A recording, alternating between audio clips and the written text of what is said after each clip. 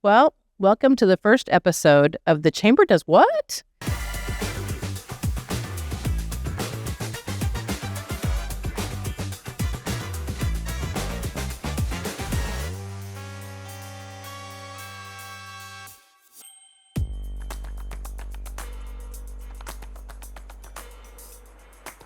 I'm Tammy Randolph. I'm the Director of the Investor Development at the Cleveland Bradley Chamber of Commerce.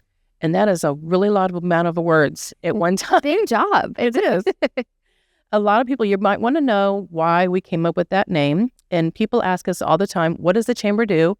And when they find out, they're like, wow, I didn't know the Chamber did that.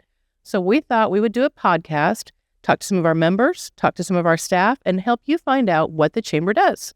So today, I'm very happy to have as our first guest, Brittany Katz.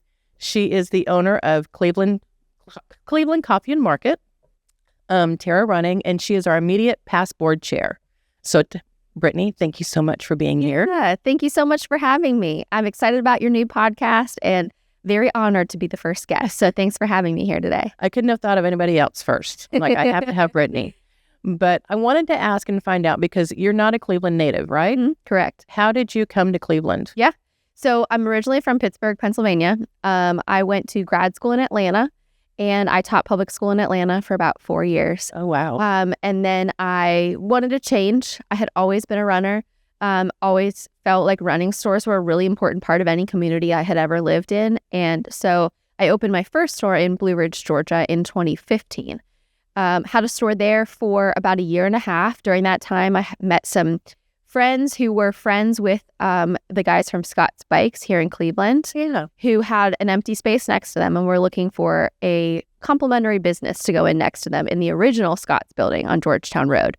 And so I started doing some research about Cleveland, saw that it was growing. There was a greenway. There was no running store. And did some research over here about site selection and really felt like getting in with Scott's and being on that busy road on Georgetown Road was going to be the first good step.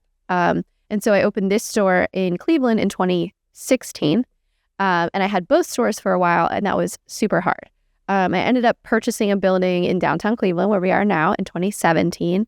And It's a great building. Oh, so good. It was such a dream come true. And that was really kind of the long-term plan, was to own the building that the business was in.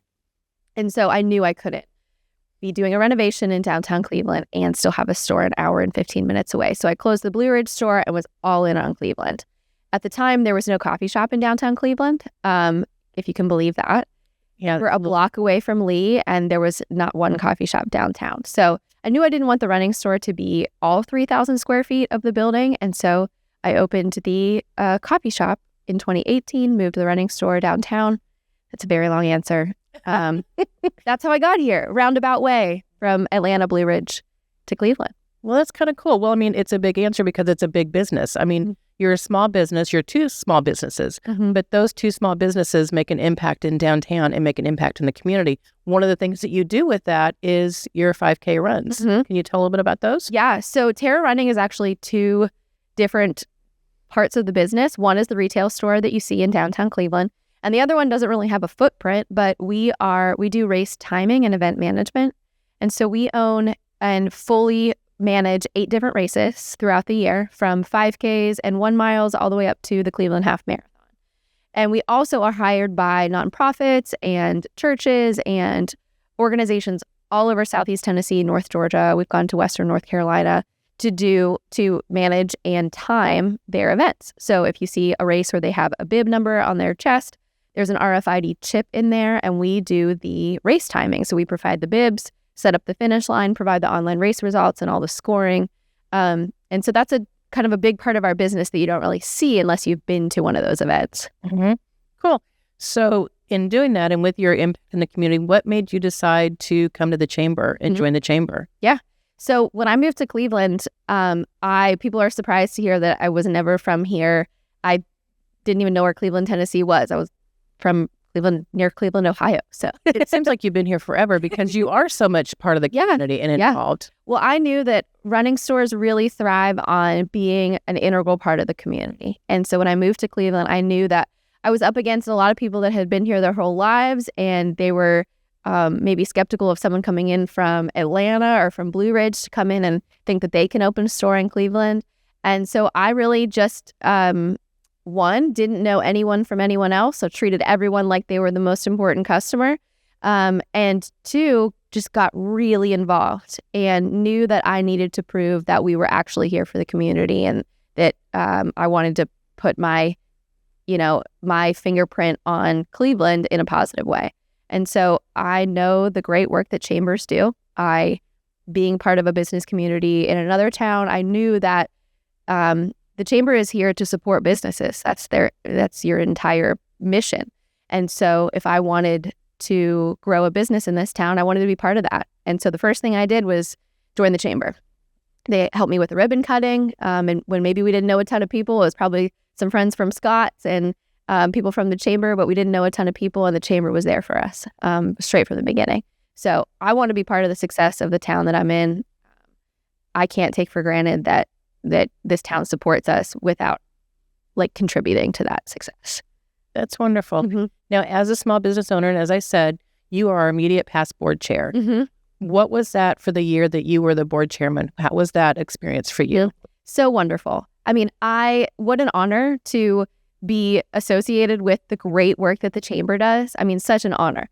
I feel like success for me in running a business is not having 30 stores in 30 cities and being a little bit connected with every one of those. It's having a great store in a great town, and then giving me the chance to do the things that I love. And being board chair and being on the board of the chamber is something that I really believed in, and that's so important to me. And so, yeah, it was great. I have made wonderful connections. As a small business owner, I was able to sit at a table and get to know, the head of marketing or the CEO or the CFO of these huge organizations here in Cleveland that I otherwise wouldn't have access to.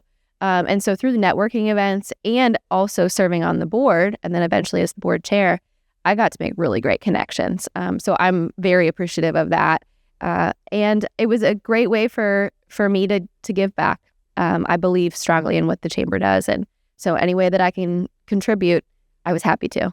That's great. If you could give one piece of advice because we have a lot of new members mm-hmm. that are coming, and people that are thinking about joining, and people who are thinking about starting a new business and whether or not they want to join the chamber, mm-hmm. what advice would you give to a new business owner who's trying to decide if they should join the chamber? Mm-hmm. If you are starting a business or taking over a business here in Cleveland and you want people to know how much you care about the community, you can show them by joining the chamber and then showing up at things. It's hard as a small business owner to pry yourself out of the business. I could go a week without leaving the store. But that is great internal work. But if you want to show the community that you care, do something that shows them. And that means prioritizing locking the door or getting someone to work in the store for you, in the shop for you for that hour, and make an effort to go to networking events, make an effort to meet the staff and see what connections they can help you make.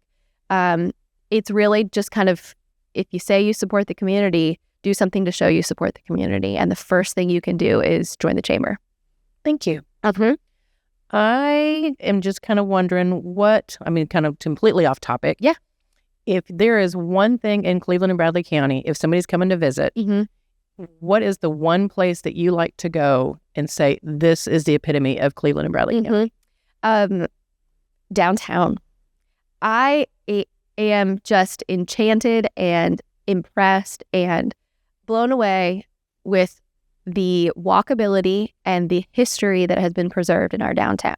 We take it for granted. If you've grew up here, you probably take it for granted. But I have lived many places, bigger and smaller, and not every place has a preserved, historic, walkable downtown. Things come and go. Of course, you'd like some new restaurant, and you'd like some thing we don't have yet, of course.